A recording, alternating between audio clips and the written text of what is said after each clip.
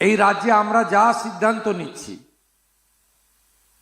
আমরা নির্বাচনের সংকল্পপত্রে যা যা বলেছি, মাননীয় প্রধানমন্ত্রী যে সমস্ত বিষয়ে গ্যারেন্টার রয়েছেন, এই 10 সপ্তাহের মধ্যে অল্প সময়ে সফল রূপায়ণে যিনি নেতৃত্ব দিচ্ছেন, মুখ্য সচিব মনোজ আগরওয়াল আইএস, তাকে ধন্যবাদ।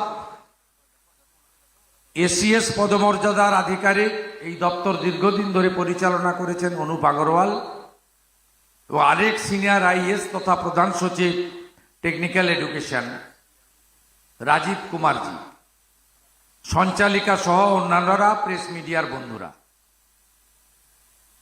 সরকারি প্রোগ্রামে মিনিট টু মিনিট হয় এবং শেষে মুখ্যমন্ত্রীর বক্তব্য থাকে।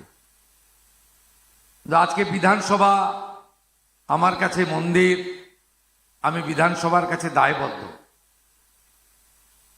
পুলিশ বাজেট শেষ হয়েছে, বক্তব্যের এখানে এসে পৌঁছাতে দেরি হয়েছে, আপনারা 3টে থেকে অপেক্ষা করছেন, ক্ষমা প্রার্থী। আবার একটু শুভেচ্ছা দিয়ে চলে যেতে হবে, পাওয়ার ডিপার্টমেন্টের বক্তৃতা চলছে, আমাকে উত্তর দিতে হবে।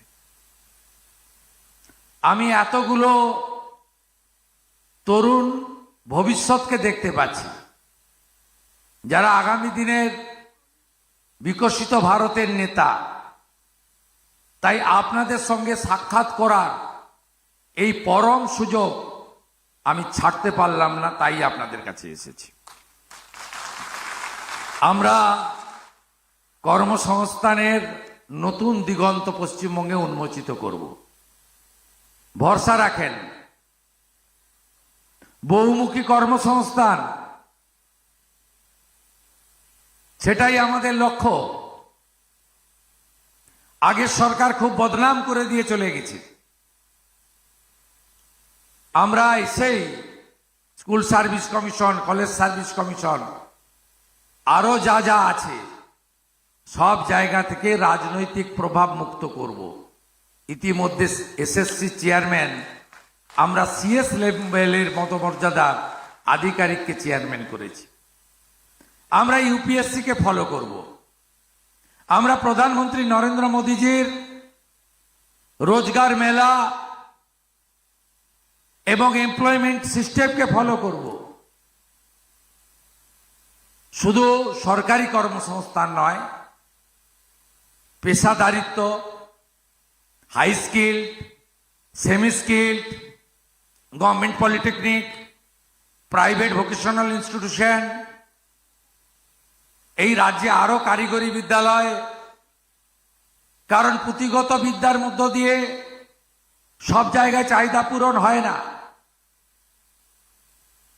দক্ষ কারিগরি প্রতিষ্ঠানের মধ্য দিয়ে আমরা যদি উপযুক্ত তরুণ প্রজন্মকে প্রশিক্ষিত, শিক্ষিত, পেশাদারিত্ব আনতে পারি, তাহলে পশ্চিমবঙ্গে আরো আরো উন্নতির চরম শিখরে আমরা যাব।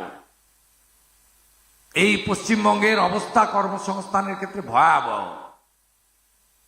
কোনো বড় শিল্প আসেনি। শিল্প না আসার ফলে অনুসারী শিল্প হয়নি। নতুন এয়ারপোর্ট, নতুন সিপোর্ট, রেলের সম্প্রসারণ হয়নি। এমএসএমই সেক্টর উপেক্ষিত থেকেছে।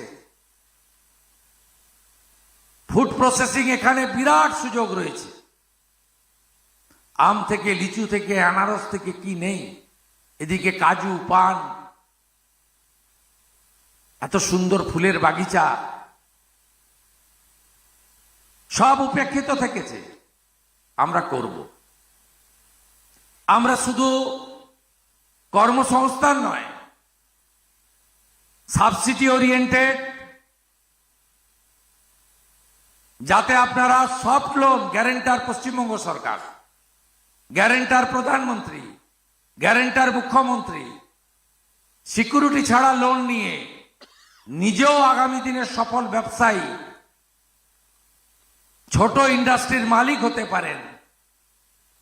আপনি যা শিখলেন সেই মেধাকে কাজে লাগাতে পারেন, তার জন্য আমরা পশ্চিমবঙ্গ সরকার আপনাদের পাশে থাকব। আসুন সবাই মিলে এই বাংলাকে নতুন করে গড়ে তুলি। খুব কষ্ট লাগে, হাতের কাজ যারা শিখেছেন, যারা কারিগর, যাদেরকে আমরা বলি সৃষ্টির দেবতা বিশ্বকর্মা, গোটা ভারতে বিশ্বকর্মা যোজনা চালু হলো, ইমপ্লিমেন্ট হলো। লক্ষ লক্ষ আর্টিজানরা, কারিগররা নিজের পায়ে দাঁড়িয়ে গেল, পশ্চিমবঙ্গ অংশগ্রহণ করলো না। 8,65,000 দরখাস্ত পড়েছিল পোর্টালে, এসেই সব পাঠিয়ে দিয়েছি যাতে বিশ্বকর্মা যোজনাও এখানে চালু হয়। সবাই ভালো থাকবেন। এবারের বাজেটে আমরা ঘোষণা করেছি 1 লক্ষ আরো high skill semi skill training দেব। পলিটেকনিক কেন্দ্রগুলোতে দক্ষতা বাড়াবো, আর প্রাইভেট পলিটেকনিক ভোকেশনালগুলো একটা অংশ, সবাই নয়, সবাই খারাপ আমি বলতে পারি না, তারা এটাকে বাণিজ্যিকরণ করে দিয়েছে। ভর্তি হও, সেমিস্টারের টাকা নাও, সার্টিফিকেট নিয়ে বাড়ি যাও। মাঝপথে কিচ্ছু হয়নি। আমরা এই ক্ষেত্রে কিন্তু কোনো কম্প্রোমাইজ করব না। প্রত্যেকটা প্রাইভেট, আমাদের সরকারি পরিকাঠামো তো বাড়াবো, জায়গা থাকলে নতুন ইউনিট খুলব।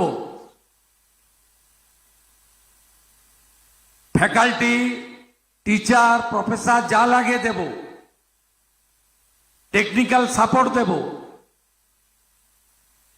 আপনাদের যা ইনস্ট্রুমেন্ট লাগে সেগুলো তো দেবই, আর প্রাইভেট গুলোকেও একাগ্রতা, দায়বদ্ধতা, স্বচ্ছতার সঙ্গেও যাতে তারা প্রতিষ্ঠান চালায়। বাংলায় সব আছে, এত সুন্দর, এত উচ্চমানের হিউম্যান রিসোর্স কোথাও নেই। কাজে আমাদের লাগাতেই হবে। প্রধানমন্ত্রী বারে বারে বলেন বিকশিত ভারত অসম্পূর্ণ থেকে যাবে যদি বিকশিত বাংলা না হয়। বিকশিত বাংলা, নবনির্মাণের বাংলা, নতুন বাংলা, এই বাংলায় আপনাদের সকলের অংশগ্রহণ, যোগদানের প্রার্থনা জানিয়ে মাননীয় মন্ত্রী এবং মুখ্য সচিবের কাছে অনুমতি নিয়ে প্রস্থান করছি। খুব ভালো থাকবেন।